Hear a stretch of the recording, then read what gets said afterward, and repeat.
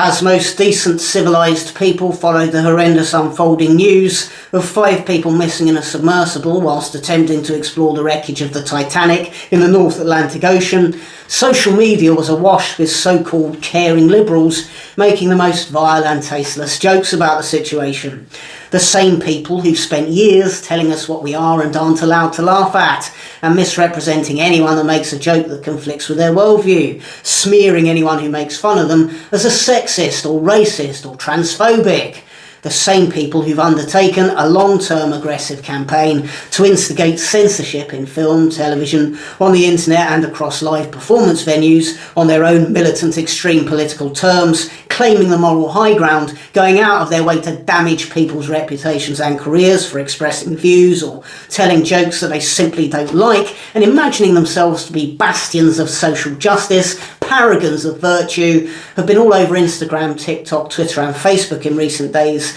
making jokes about the hideous unfolding deaths of 5 people in a submarine. And why was it suddenly acceptable for this tribe of morally righteous heroes to make jokes about the tragic death of 5 people with families? Because those 5 people in that submarine happen to be wealthy, businessmen, CEOs, and there's nothing Generation Woke hate more than success, especially financial success. Failures themselves with no lives and no money of their own, feckless and work-shy, unable to stand the thought of anybody thriving. These people, and let's call them what they are, communists, are disgusted that any semblance of merit remains in this world. They hate the fact that people of ability can rise up through hard work and talent, make the world around them better, and be rewarded for that financially. They themselves, being personally incapable of any sort of useful contribution to society, think wealth should be shared around equally, think they themselves deserve a chunk of wealth despite being of no intrinsic value to the rest of humanity. Worse than their feebleness, worse than their putrid attempt at jokes in the midst of a tragedy,